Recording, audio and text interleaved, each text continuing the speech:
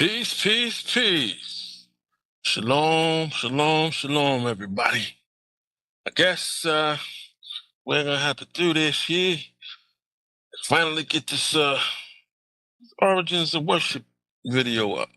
And literally, I'm gonna do it by myself in the first part, then I'm gonna let some guests on in the second part. If it needs to be a second part. But either way, the second part, we'll discuss it. You know what I mean? Well, anyway, welcome to DOA World, DOA Studios. Let me get this damn slide up to begin with. All right. DOA presents Origins Episode 1, the Origins of Worship, and how it all came to be. How it all came to be. That means, how did worship begin? I'm not necessarily going to go in specific order of it being from the very, very first beginning, because we know the very first beginning, before there was even any so-called Hebrews in Israel,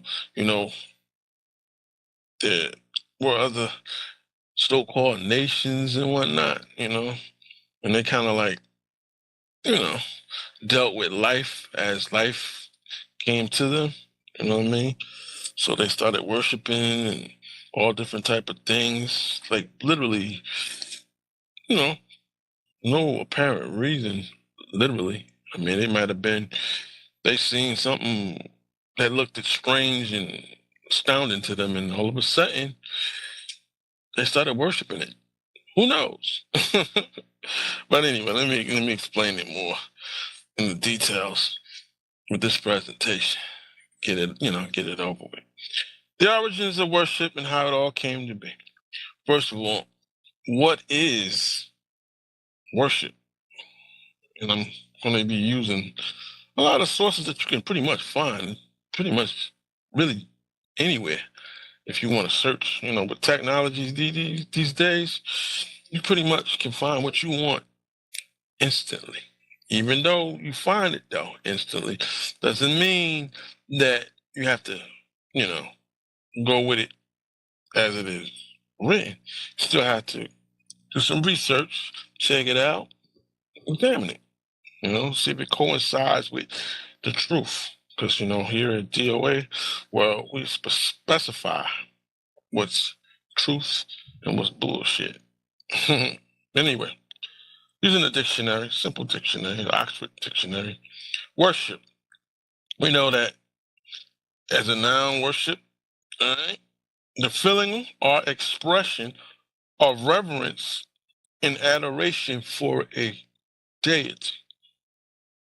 The feeling or expression of reverence and adoration for a deity. In other words, the worship of God. Okay? Somebody would say some type of acknowledgement, any form, literally, of, the deity specifically, as their God, or even if it's not their God, they might end up fearing it and treating it as if it's supernatural, at least higher on the realm than they are, and they have to acknowledge it.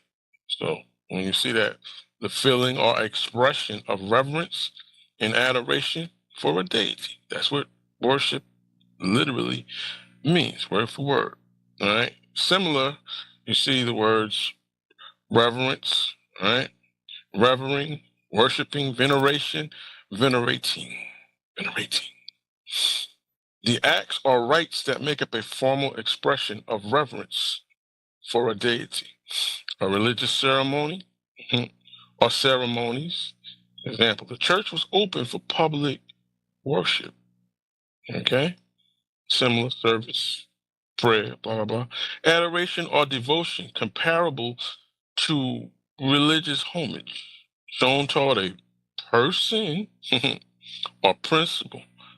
Our society's worship of teenage. So worship is not necessarily limited to just deity. Okay? You can worship a lot of different things. Things could even be material, right? That's why it's simple adoration and devotion, right? Adoration and devotion. Similar admiration, like somebody admires something so much. They get that feeling inside of, oh man, blah, blah, blah. That's a form of worship and adulation, right? Archaic, honor, given to someone in recognition of their merit, right? British English, used in addressing or referring to an important of a high or high-ranking person, especially a magistrate or mayor. I know many people have been in the courtroom. When that judge comes in, blah blah blah, they stand up, whatever. I try to stay out of the courtroom, so I don't have to do that foolishness.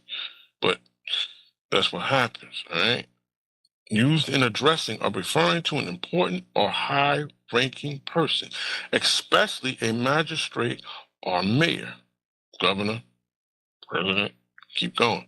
Now, his worship. Now, your worship, plural, worships. We were soon joined by his worship, the mayor.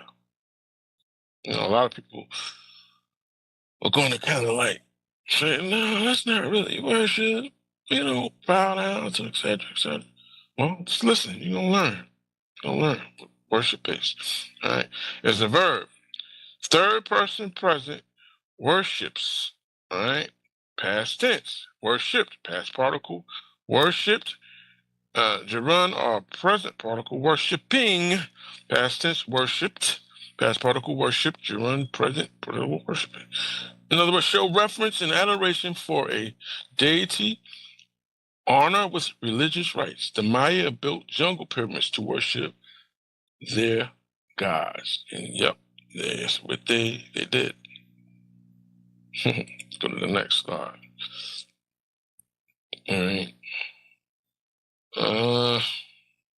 Next slide here says, what is a deity or deity?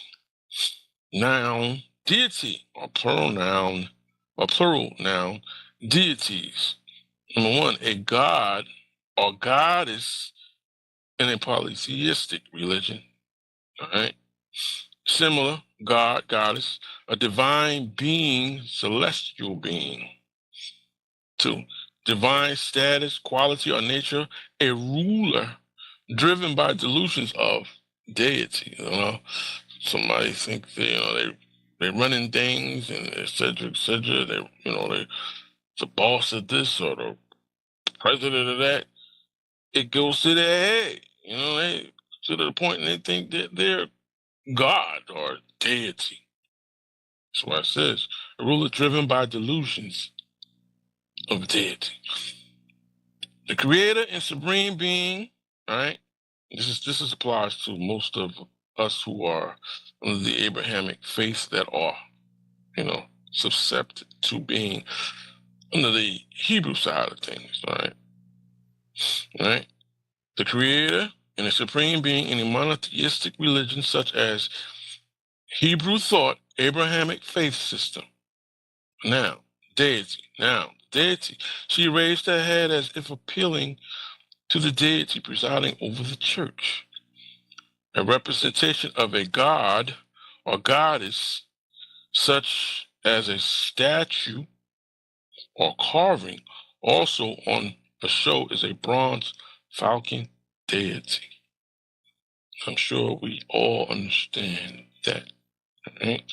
Now, this is more or less some different aspects for the deity as far as how the name itself, etymology, Deus, which means a god, or Deus, the Latin version, or how it's pronounced in Greek, Theotis, or Old French deity, Middle English deity.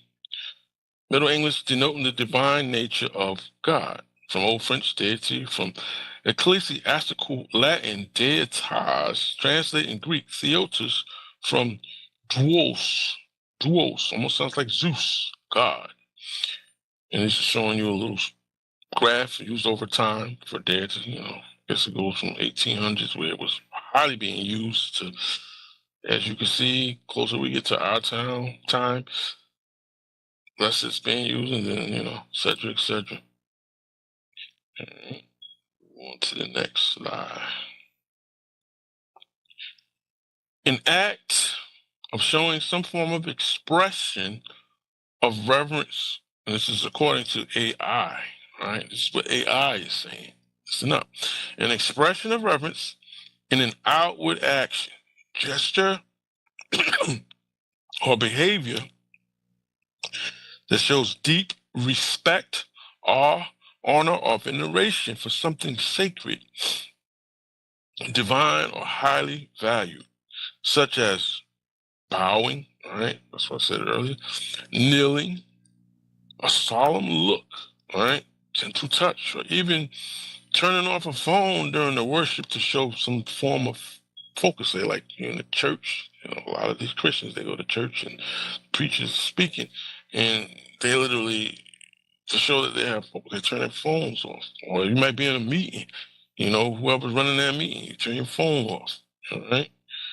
And it's not necessarily like worship in that traditional feeling of like praising them like that person is their God, but it's showing some type of awe, basically, literally, some type of focus towards that situation, all right? And you can't really, deny that, all right? It stems from a profound inner feeling of awe and can range from formal religious acts like genuflecting at an altar to personal moments of wonder at nature. When I look up at the sky, and, you see, man, look at that big giant moon, that sun. Funny thing is, back in the days, ancient times, people were worshiping those stars, moon, and sun up there. That was to them their God. So he kind of gave honor to that. So that's literally where the real origin of things began. And besides, like the dead. All right. All right. Common expressions of reference: physical gestures, bowing the head, body or knee, kneeling, touching feet. In some cultures, cursing, courtesy. Well, that's a little bit kind of extra, what I would say, but more like on the Irish side of things, they do that. All right. Body language and demeanor: quietness, stillness, closed eyes in prayer, a sense of awe. Mhm. Verbal, spoken, saying prayers or blessings using respectful language, including place flowers around like Lord Krishna's neck instead of on the picture, etc., etc. The actions and habits: lighting a candle, participating in hymns, being prepared for worship, turning off devices to show respect, treating food gently, attitude, cultivated sense of wonder, deep devotion, and acknowledging the divine in all things. I would hope that when it comes to that we would do that, acknowledge the divine in all things. Of course, the monotheistic uh, side that, most of us Hebrews or Arabs go by. I mean, you give everything. The Most High, He created all things. We don't deal with worshiping His creation as if it's above Him. We only would worship Him, giving honor to Him. All right. Why people show reverence? To honor God or the divine, to honor the Most High, or sometimes, like I said, whatever the God that they have, to honor that God. To show deep respect for elders or ancestors, and Egyptologists and some of the other, I guess, not so much religious groups, but belief systems. They take that a little more serious. They would actually say they would worship their ancestors even above and beyond the Most High, right? To appreciate the sacredness of profound meaning in life, art, or nature, to express awe and humility. Right? It's not hard, not hard. Right? Let's get this cool. It stems from a profound inner feeling of awe and can range from formal religions, acts like genuflecting at an altar, to personal moments of wonder at nature, or in the case of those from old, genuflecting at a created natural object, or sometimes it may be a man-made subject of sort, right, leading to a divine, deeper connection. All right. I got examples up here. What I'm going to do is go through these things here. This is obviously the great pyramids in Egypt. You look at that, somebody would say, who would consider that something that they would worship? Really, really, really, really strange, right? But we're gonna address that anyway. Go to the next thing. Like these pictures here, the Statue of Liberty, skyscrapers, big. It goes on and goes on, All right, look at this. The Grand Canyon. Of course, the famous one of it all is the crucifix. All right. And now we know we have a plethora of scriptures that tell us what and what not to do. But I'm not going to bring that out today. What I'm going to do is save that for when we do part 2. I'm going to put a lot of scriptures out that kind of show what we're here or to do and not to do. All right. Let me switch up my slide real quick. All right. But I'm going to come back to that. What I'm going to do is address a few things. All right. Let's start. All right. Certain things I don't want to leave out. Special things like this. All right. Genuflecting meaning. It's an Oxford Language Dictionary. Genuflect. All right. Gerund or present participle, genuflecting. Lowers one body briefly by bending one knee to the ground, typically in worship or as a sign of respect. She genuflected and crossed herself, showing deference, which that should be reverence or civility. Her party still genuflects to her, and a core within it reflexively venerates her. Venerates her. All right. Let's go back to the pyramid. All right. Let's look at this again. Pyramids. What would someone be worshiping, or how is this connected to worship? This connected to worship. Well, you got to think. All right. Is the pyramids a place of worship? In reality, in our truth, my answer, right? I would have to say yes. All right. Yes, the pyramids were deeply tied to ancient Egyptian worship, serving as monumental tombs for pharaohs, ensuring their safe journey and divinity in the afterlife, and acting as a focal point for religious rituals and offerings, right? Symbolizing creation and solar accent. Not just stone graves, but vital spiritual machines connecting the earthly and divine realms. Right?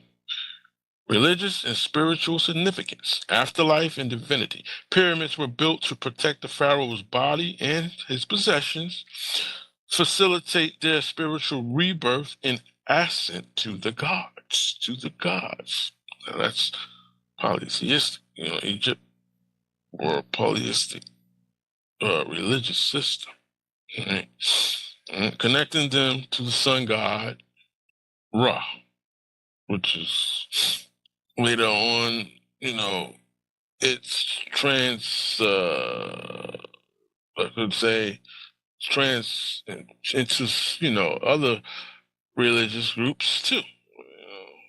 But it's worshiping the sun, meaning the sun god Ra, you know, repackaging in different religious groups. They carry on the same tradition. They call it sun worship, days of the week, Sunday, all right? All right, so it's not hard to figure that out, all right? What I left off at? Sun God Ra. Symbolism. Their shape represented the primeval mound, Benben, from which life emerged in the sun rays, symbolizing new life and eternal power. All right? Ritual centers. While the pyramid itself housed the tomb, the complex included mortuary temples, valley temples, and causeways where priests performed daily rituals, offered food, and conducted ceremonies like the opening of the mouth. Not worshiping our modern sense, no. But the pyramids weren't public temples for general worship by common people.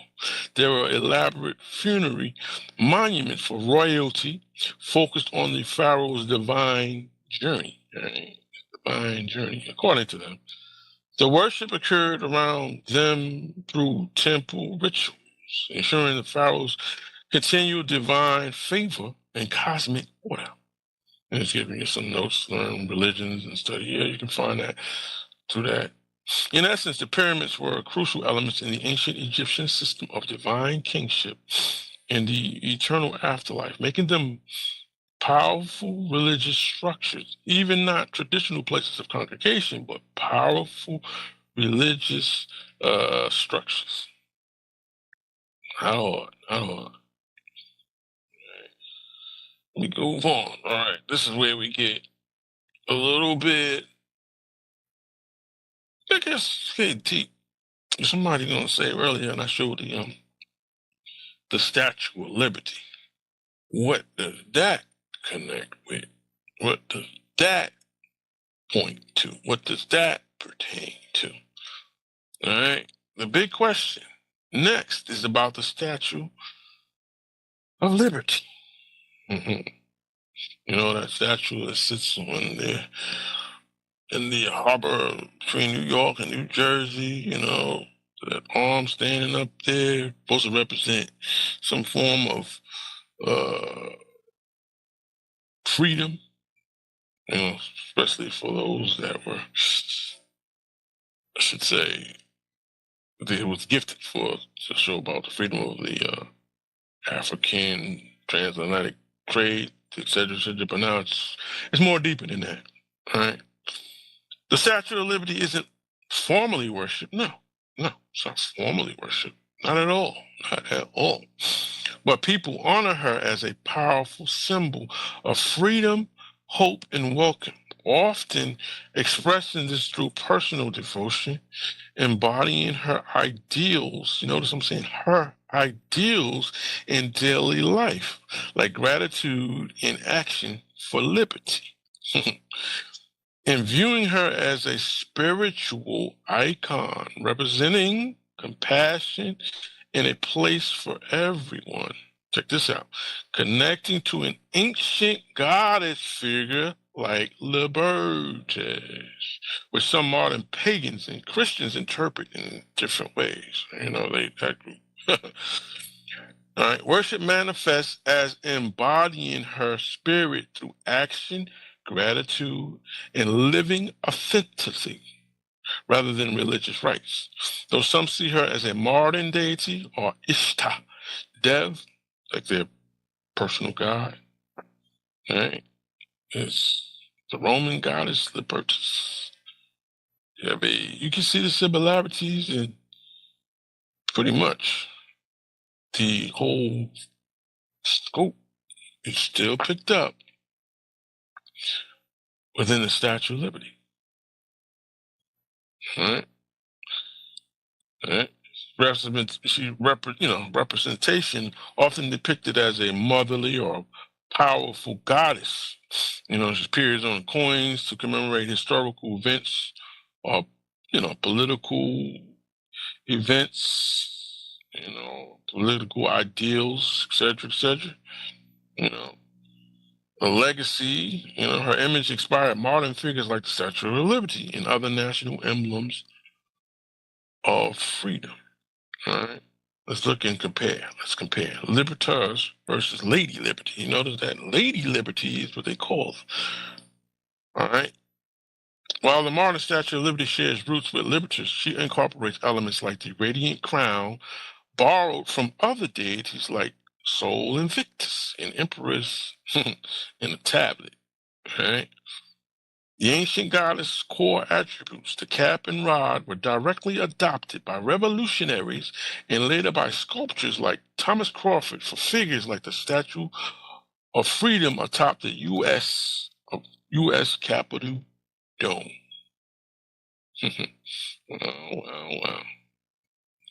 Let's go even deeper on it. Let's go even deeper. All right. Libertas is the ancient Roman goddess personifying liberty, freedom, and independence. Revered as a vital virtue in Roman religion, often shown with symbols like the pileus, a soft cap worn by freed slaves. I think my brother Eric, mad scientist, need to give me something, elaborate on that. He's good at these things, expert. All right. All right. Right. In a rod, Vindicta, she was ornate with temples and appeared on Roman coins representing freedom from oppression, a concept that later inspired national symbols like the Statue of Liberty. Right? The key aspects of Libertas: origin and worship. Her cult dates back over 2 millennia, with a significant temple on Rome's Aventine Hill. Rome's Aventine Hill. All right. Symbolism. She embodies freedom of action, independence, and personal rights. All right. Iconography. Palace, Liberty Cap, a soft conical felt cap, a key symbol of emancipation for freed slaves. Vindical rod scepter. All right. A wand used in the formal ceremony of manumission, freeing slave. Yeah, I think Big E, you're gonna have to definitely give us some background on some of these things, definitely.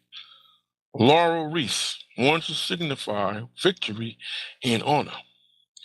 Representation, often depicted as a motherly or powerful goddess, appearing on coins to commemorate historical events or political ideas. A legacy, her image inspired modern figures like the Statue of Liberty and other national emblems of freedom. Interesting. All right. You go to the next thing.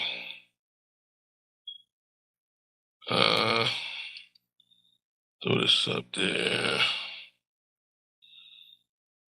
Sol Victus. Yeah, let me throw this up there. This is just a thing with the Sol Victus. All right. I'm just going to let this marinate for a few seconds. I'm not just going to say anything, but I believe this is over. Any of the New Testament late edition writings, you know what I'm saying? Sol Invictus. You look at that picture there. Sol Invictus, the pagan sun god that helped Christianity conquer the Roman Empire. Before Constantine received his history divining vision, a pagan sun god paved the way for Jesus Christ's triumph entry into the eternal city. For centuries, the Roman persecuted Christians who refused to worship the emperor. This changed in 300, 312 AD, when Constantine had a vision and converted to the Christian faith. The Christian faith, I guess it was included the pagan sun god. I don't know what they're going to deny on that, but he converted to the Christian faith as a new state religion. Christianity subsumed the framework of the cult of the sun god Sol Invictus. Oh man. Oh man. That's crazy. That's crazy. But I don't want to pick on them so much. But because they're gonna deny it anyway. They're gonna deny it anyway. Let's move on.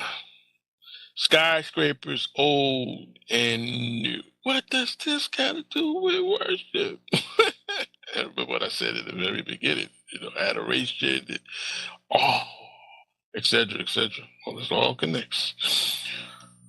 One of the most recognizable buildings in New York City is Freedom Tower. It is also one of the newest ones, right? The skyscraper, which is less than 10 years old. No, probably older than that now, pertaining to this article. Stand as a beacon on the southern tip of the island, built upon the wreckage of the 9/11 terrorist attack, when the Twin Towers came crashing down after being hit by two hijacked, alleged airplanes. Freedom Tower is a symbol of America standing tall amid the trauma. There's a lot of symbolism that went into constructing this tower, as well as plenty to do. If you, plan to visit, is everything you need to know about the Freedom Tower. All right, let me move on and see how it connects with some of the old towers. The ancient Tower of Babel, the famous ziggurat from the Bible. The Tower of Babel wasn't a modern skyscraper, but it was likely inspired by historical Mesopotamian ziggurats like, Babylon's Itamanaki. Right? A massive stepped temple considered the world's tallest building in its time, right? Often described in legends as reaching the heavens, making it an ancient skyscraper in comparison to other structures, though modern skyscrapers are far taller today. Yes, they are. It was huge, multi-story structure, perhaps 300 feet tall, symbolizing great human ambition, much like later skyscrapers, but it was a ziggurat, a religious temple, not a commercial or residential building, but a religious temple. Right? We keep it moving, keep it moving. Yes, the Tower of Babel was intended as a center for worship, but a false one. A pagan temple, ziggurat, meant to honor created deities and elevate humanity's own glory, not God's, leading to gods confining their language and scattering them.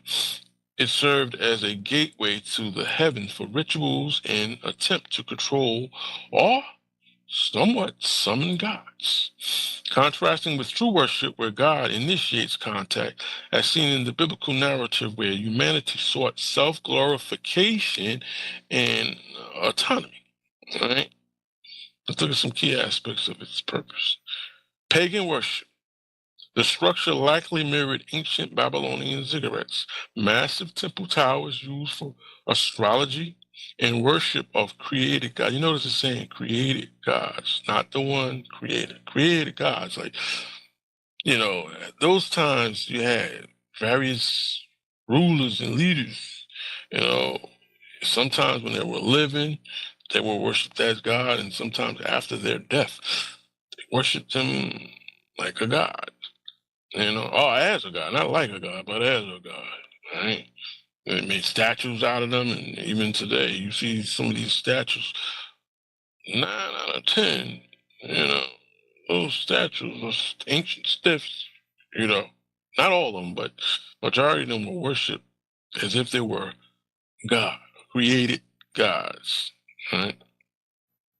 Self-glorification. The builders sought to make a name for themselves and reach heaven to become famous, essentially taking worship meant for the Most High. It's time to fill His glory. Huh? Huh? Huh? In the book, like I said, I'm not gonna read too many scriptures today. I'm gonna save that for part 2. And they're all scriptures, plethora of scriptures that go against what's worship and foolishness. Right. False presence of God. It was an attempt to create a physical place to control or channel God's presence rather than waiting for his revelation, a common theme in pagan religions. I can imagine they would go up there and tempt the Most High. Tempt the Most High. Because that's pretty much what's going on when you look at it from that perspective. Right? Or rebellion against God's commands. God had told humanity to replenish the earth, but the people gathered at Babel to stay in one place, uniting in a rebellious project against God's plan. In essence, the Tower of Babel represented humanity's fallen desire to be like God, seeking worship for themselves through idolized structures and rituals, leading to confusion and division. And I guarantee, like a lot of these high rises and skyscrapers we see today, those that came up with these designs, 9 out of 10, they want to take some type of credit for it. Guess what? They want to connect themselves some type of form of fashion in such an idolatrous way. All right? Can't get around that. All right? While the Bible portrays Nimrod as a powerful human king and mighty hunter who rebelled against God, later traditions, especially Mesopotamian myths and some Jewish and Christian folklore, often conflated him with or depicted him as a defied ruler or a demigod. Worshipped as a god by his people, especially to his vast kingdom building and connections to figures like the god Ninurta. So in some ancient cultures, mythology, yes, he was seen as divine or near divine. The biblical view. Mighty man. Genesis describes him as the first on earth to be a mighty man and a mighty hunter before the Lord, right? Implying great human strength and influence, not divinity, though, not divinity. All right. Rebel. His name root suggests rebel, and he's linked to the Tower of Babel, symbolizing organized human defiance against the Most High. Right?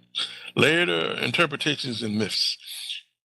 All right, the fire king. Ancient cultures often elevated powerful rulers to divine status. Of course, that's what I was just saying.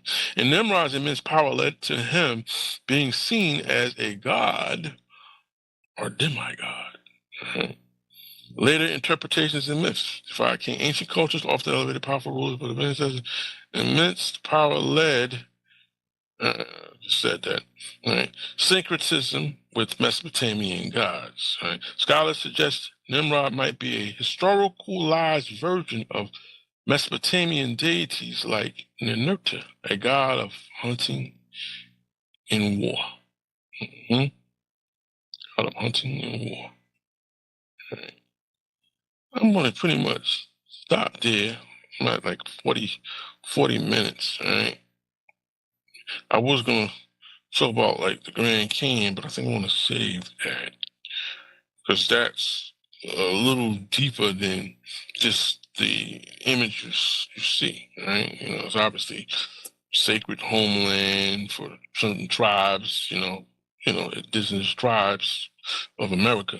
So, that is the key right there that you already know that there's some worship there, and Christians, kind of like think that also with certain things, they do their ministries there. Some of them, you know what I mean?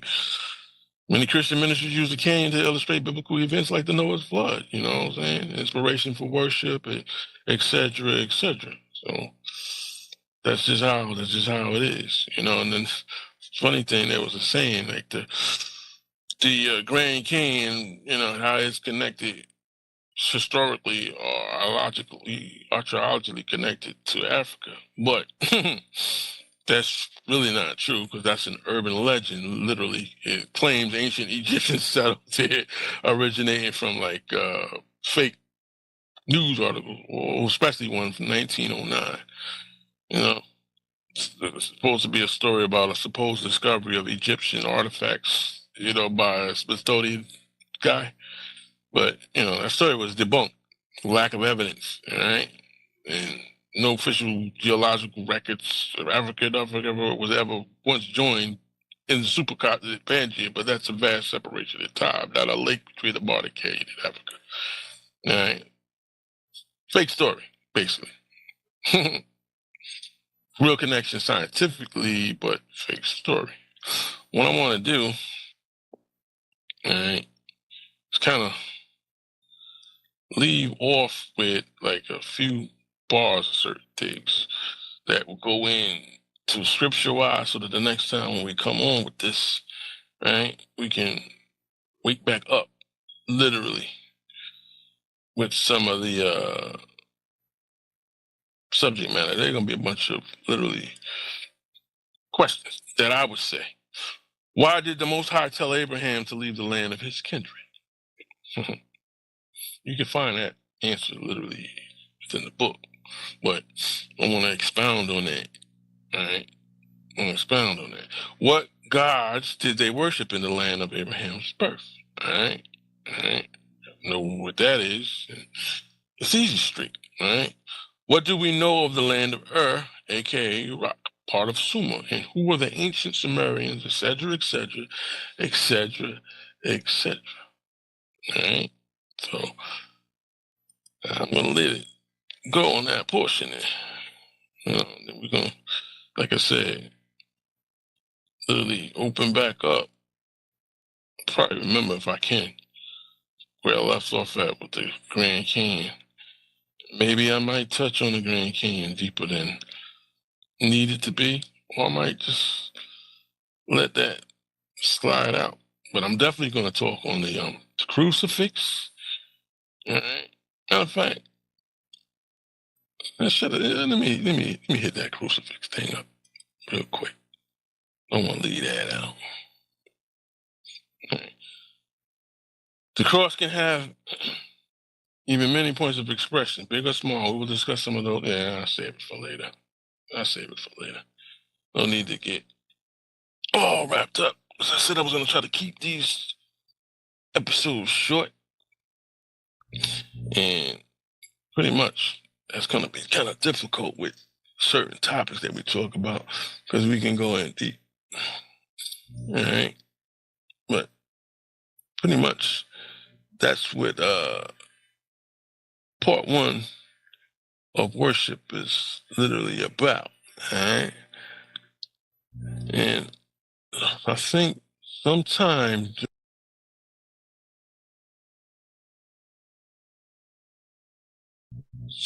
during the upcoming, I think our brother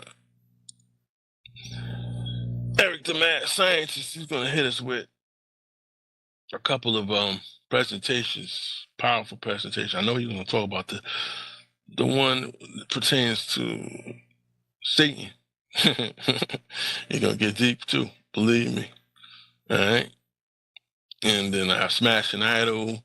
He's probably going to come on with some biblical talks. And then you got Brother Vikar. He's going to hit deep. Maybe Brother Allen and Brother Yasha. And many more to come. But other than that, I'm pretty much going to close this out. Try to keep it at 45 minutes or better.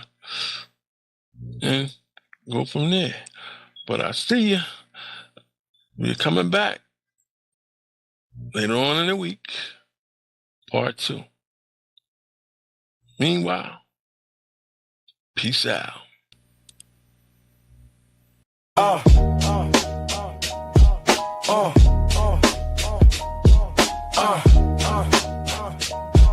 Yeah. Origins. from the beginning. Why do we worship? Is it fear? Why do we worship? Why is it so compelling? Origins from the beginning. Origins from the beginning. Origins. Should we worship creation or should we be honoring the one who created all? Origins, the Most High.